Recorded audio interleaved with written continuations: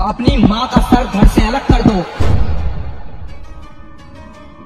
एक ऋषि ने गुस्से में आकर अपने सभी पुत्रों को ये आदेश दिया। एक एक कर उनके 4 पुत्रों ने ये पाप करने से इनकार कर दिया, लेकिन फिर उनका सबसे छोटा बेटा आगे आया। आगे बढ़ो, निसंकोच होकर अपना कर्तव्य निभाओ। अपने पिता के आदेश पर अस्त्र उठाकर एक ही वार से उसने अपनी माँ का वध कर दिया। ये कहानी है एक ऐसे योद्धा की जिससे सारा संसार डरता था, जिसने 21 बार एक पूरे वंश को इस दुनिया से लगभग पूरी तरह मिटा दिया था। एक ऐसा भयानक योद्धा जिसने अपने शत्रुओं का इतना खून बहाया कि उससे 5 नदियां भर गई थी। वो महापराक्रमी योद्धा जिसे दरअसल एक ब्राह्मण होना चाहिए था, लेकिन एक गलती के कारण उसका पूरा जीवन बदल गया। भगवान विष्णु के छठे अवतार परशुराम, जिनके क्रोध से पूरी धरती कांप उठती थी। लेकिन आखिर परशुराम है कौन? ऋषि जमदग्नि की पत्नी रेणुका, एक आदर्शवादी पत्नी जिनकी एक छोटी सी भूल उनकी मृत्यु का कारण बन गई। एक दिन नदी से जल भरते समय उनका मन एक गंधर्व की ओर आकर्षित हो गया। एक पराये पुरुष के लिए उनके मन में काम वासना जागी, जिससे उनकी पवित्रता भंग हो गई। जब वो लौटी, उनके पति ऋषि जमदग्नि को इस बात का आभास हो गया था। वो भयंकर क्रोधित हो गए। उन्होंने अपने पुत्रों को आदेश दिया कि वो अपनी माँ का सर धड़ से अलग कर दें। एक एक कर उनके 4 पुत्रों ने इस पाप को करने से इनकार कर दिया और फिर उनके सबसे छोटे बेटे परशुराम जी की बारी आई। अस्त्रों शस्त्रों में माहिर परशुराम को भगवान शिव ने एक दिव्य परशु वरदान में दिया था, लेकिन वो ये नहीं जानते थे कि उन्हें उस दिव्य अस्त्र का प्रहार अपनी ही माँ पर करना पड़ेगा। उनके पिता का क्रोध इतना भयानक था कि उनके पूरे परिवार का विनाश हो सकता था। इसीलिए अपने पिता को शांत करने के लिए परशुराम जी ने अपनी माँ का वध कर दिया। लेकिन ऋषि जमदग्नि का क्रोध अभी भी शांत नहीं हुआ था। अपने पिता का आदेश ना मानने का पाप करने के लिए उन्होंने अपने 4 पुत्रों को भी दंड दे दिया और परशुराम को एक एक करके अपने सारे भाइयों का वध करना पड़ा। परशुराम ने बिना किसी प्रश्न के अपने पिता के आदेश का पालन किया था। इससे ऋषि जमदग्नि बहुत प्रसन्न हुए और उन्होंने परशुराम को एक वरदान मांगने को कहा। मैं चाहता हूँ मेरी माँ और मेरे भाई पुनः जीवित हो जाए और उन्हें अपनी मृत्यु याद न रहे। ऋषि जमदग्नि अपनी बात से पलट नहीं सकते थे। उन्होंने परशुराम की बात मान ली और अपनी शक्तियों से अपने परिवार को पुनः जीवित कर दिया। परशुराम जी को क्षत्रियों के संहार के लिए जाना जाता है, लेकिन इसके पीछे का कारण था माहिष्मति साम्राज्य का एक ऐसा राजा जिसने पूरी दुनिया पर अपना कब्जा कर लिया था। ये था कार्तवीर्य अर्जुन, जिसे सहस्त्रबाहु के नाम से भी जाना जाता था। सहस्त्रबाहु यानी जिसकी 1000 भुजाएं हो। माना जाता है कि कार्तवीर्य अर्जुन ने महान ऋषि दत्तात्रेय की तपस्या कर उन्हें प्रसन्न किया था, जिससे उसे एक वरदान प्राप्त हुआ। उसने मांगा कि उसकी 1000 भुजाएं हो, जिनकी शक्ति के आगे कोई टिक ना पाए और कोई भी उसे युद्ध में हरा ना पाए। 1000 भुजाओं के साथ सहस्त्रबाहु की शक्ति की कोई सीमा नहीं थी, जिसके दम पर वो अपना राज्य बढ़ाता चला गया। जमीन, नदी, पर्वत, जंगल, सब पर सहस्त्रबाहु का राज चलने लगा। लेकिन राज्य बढ़ने के साथ ही सहस्त्रबाहु का अहंकार भी बढ़ता जा रहा था। उसे हमेशा अपने आप को सर्वश्रेष्ठ साबित करने में मजा आता था। इसीलिए वो कमजोर लोगों पर जुल्म करने लगा और देखते ही देखते उसकी क्रूरता बढ़ती चली गई। एक दिन जंगल में सफर कर रहे सहस्त्रबाहु परशुराम जी के पिता ऋषि जमदग्नि के आश्रम पहुँचे। वहाँ उनकी नजर पड़ी गौ माता कामधेनु पर, एक ऐसी पवित्र गाय जो किसी की भी इच्छा पूरी कर सकती थी। लोभ में अंधा सहस्त्रबाहु जबरदस्ती कामधेनु को खींचकर अपने साथ ले गया। जब परशुराम जी को इस बात का पता चला तो वो भयंकर क्रोधित हो उठे और उन्होंने सहस्त्रबाहु को युद्ध के लिए ललकारा। अहंकार में डूबा सहस्त्रबाहु परशुराम को साधारण इंसान समझ रहा था, लेकिन जल्द ही वो जान गया कि उसने अपनी ही मृत्यु को बुलावा दे दिया है। परशुराम ने हवा में एक तीर छोड़ा जो हजारों तीरों में बदल गया और सहस्त्रबाहु की सारी सेना पर तीरों की बरसात हो गई। कोई भी उनके सामने टिक नहीं पाया और देखते ही देखते सारी सेना ढेर हो गई। अब सहस्त्रबाहु को बचाने वाला कोई नहीं। उसने अपना पूरा बल लगाकर परशुराम से युद्ध किया, लेकिन परशुराम ने एक एक कर उसकी सारी भुजाएं काट दी और आखिर में उसका सर काट कर उसका वध कर दिया। सहस्त्रबाहु का अहंकार और लोभ ही उसकी मृत्यु का कारण बना था, लेकिन उसके पुत्रों ने इससे भी बड़ी भूल की, जिसने उनके वंश को बर्बाद कर दिया।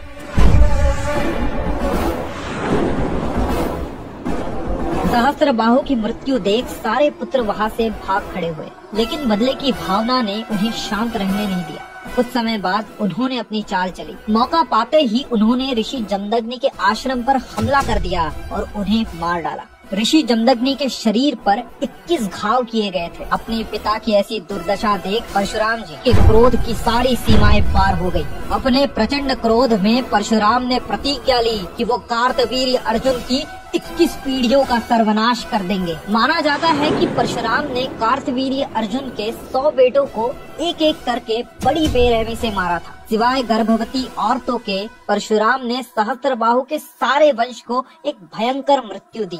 कहा जाता है कि परशुराम ने इतने लोगों को मारा था कि उनके रक्त से 5 नदियां भर गई थी। सालों साल पीढ़ी दर पीढ़ी ये सिलसिला चलता रहा। परशुराम सहस्त्रबाहु की 21 पीढ़ियों को लगातार मारते रहे।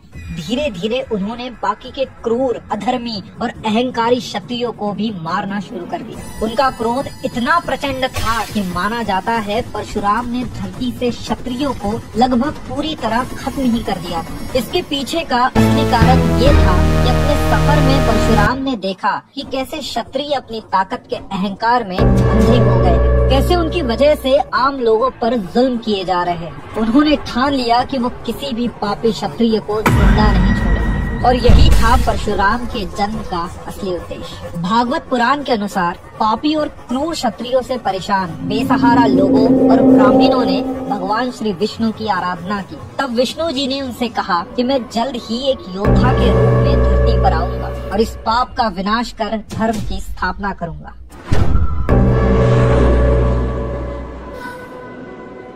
कभी कभी एक छोटी सी गलती भी इतिहास के पन्ने पलट सकती है। ऐसे ही एक छोटे से बदलाव से जन्मे थे परशुराम जी। महर्षि ऋचिक की पत्नी सत्यवती अपने माता पिता की इकलौती संतान थी। जब उनकी शादी हुई तो वो चाहती थी कि उनके माता पिता का कोई वंशज हो। इसीलिए जब उन्होंने अपने पति महर्षि ऋचिक से एक सर्वश्रेष्ठ पुत्र की कामना की तो उन्होंने कहा कि उनकी माँ को भी एक पुत्र हो जो उनका राजपाट संभाल पाए। ऋषि ऋचिक ने उनकी इच्छाओं को पूर्ण करने का निर्णय ले लिया। विष्णु पुराण के अनुसार ऋषि ऋचिक ने दोनों के लिए एक प्रसाद तैयार किया जिसे ग्रहण करने से उन्हें पुत्र की प्राप्ति होगी। लेकिन दोनों प्रसादों में अलग अलग गुण थे। सत्यवती के लिए एक ब्राह्मण पुत्र और उनकी माँ के लिए एक। लेकिन किसी कारण से ये दोनों प्रसाद आपस में बदल गए। जब ऋषि ऋचिक को ये पता चला तो वो बहुत क्रोधित हो गए। विधि का विधान कोई नहीं बदल सकता। उन्होंने उन्हें बताया कि क्षत्रिय परिवार में पैदा होने के बाद भी उनकी माँ एक ब्राह्मण गुणी पुत्र पाएगी और सत्यवती का पुत्र ब्राह्मण होने की बजाय क्षत्रिय होगा। सत्यवती ने अपनी गलती का एहसास कर ऋषि ऋचिक से माफी मांगी, जिसके फलस्वरूप उन्होंने उसे वरदान दिया कि उनका पुत्र नहीं बल्कि पोता क्षत्रिय होगा। आगे चलकर सत्यवती ने जन्म दिया जमदग्नि को। जमदग्नि ने रेणुका देवी से विवाह किया और उनके 5 पुत्र हुए, जिनमें सबसे छोटे का नाम रखा गया राम।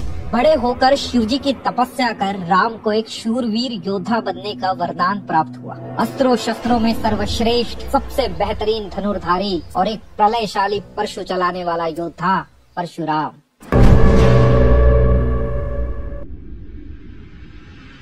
परशुराम जी एक ऐसे विष्णु के अवतार है जिन्होंने कभी अपना शरीर नहीं त्यागा। श्री कृष्ण या श्री राम की तरह वो वैकुंठ धाम नहीं लौटे, ना ही कभी अपने महाविष्णु रूप में आए। वो हमारी कथाओं का एक ऐसा हिस्सा है जो हर युग में मौजूद रहे हैं। माना जाता है कि क्षत्रियों के संहार के बाद अपने पापों का प्रायश्चित करने के लिए उन्होंने सब कुछ त्याग दिया और पहाड़ों में समाधि करने के लिए चले गए। लेकिन कई अरसों बाद त्रेता युग में उनकी समाधि टूटी जब उनके गुरु भगवान शिव का दिव्य धनुष तोड़ा गया एक क्षत्रिय से। लेकिन ये क्षत्रिय कोई और नहीं बल्कि श्री राम थे।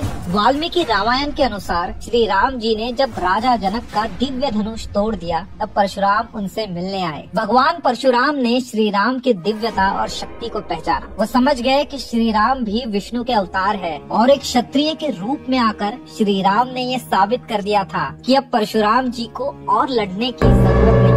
एक अद्भुत दृश्य जहाँ एक अवतार ने दूसरे अवतार की महिमा को स्वीकार किया। इसके अलावा द्वापर युग में भी परशुराम का प्रभाव दिखा, जहाँ उन्होंने भीष्म, द्रोणाचार्य और कर्ण जैसे महान योद्धाओं को शिक्षा दी। आज आज कलयुग में भी माना जाता है कि परशुराम जी महेंद्रगिरी पर्वत पर तपस्या में लीन हैं, जो ओडिशा के पास है। वो इंतजार कर रहे हैं अपने अगले शिष्य का, श्री विष्णु के आखिरी अवतार कल्कि अवतार का। कल के पुराण के अनुसार परशुराम जी कल्कि के गुरु बनेंगे। कली असुर के युद्ध और धर्म की पुनः स्थापना के लिए वो कल्कि की मदद करेंगे। आपका इस बारे में क्या थॉट्स है, हमें कमेंट सेक्शन में जरूर बताएं। अगर वीडियो पसंद है तो इसे लाइक शेयर कीजिए